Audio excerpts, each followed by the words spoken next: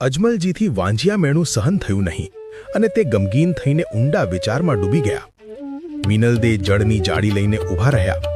અજમલજીને બેઠેલા જોઈને વિચારમાં પડી ગયા અને પૂછ્યું, મહારાજ, આજે આપ આનંદમાં નથી જણાતા.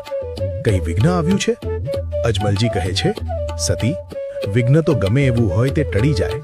સતી, કારણ તો છે જ, પણ તેનું મારણ મળે તેમ નથી. પ્રજા માને છે કે રાજા હજુ પણ વાંજિયા છે. હવે મારાથી વાંજિયા મેણું સહન થતું નથી. સતી, માનવ સ્વભાવ વહેમ અને શંકાથી ભરેલો છે. પરંતુ જો મારી પ્રજા મારા પ્રત્યે પ્રેમ ના હોય તો મારું જીવન નકામું છે. અને હવે મેં દ્રઢ નિશ્ચય કર્યો છે. કાશી વિશ્વનાથને પ્રસન્ન કરવા કાશીએ જઈશ અને વરદાન મેળવીશ. જો ભોળાનાથ મારી પ્રાર્થના ન સ્વીકારે તો હું અંછન વ્રત કરી અને ગંગાના ઘાટે મારા દેહનો ત્યાગ કરીશ. થોડા દિવસ રાજની વ્યવસ્થા કરી અને કાશીએ જવા અજમલજી નીકળી જાય છે. મિત્રો, તમને અમારા વિડીયો પસંદ આવતા હોય તો મારા વિડીયોને લાઇક કરી અને કમેન્ટમાં જય રામાપીર અવશ્ય લખજો અને અમારી સાથે જોડાયેલા રહો.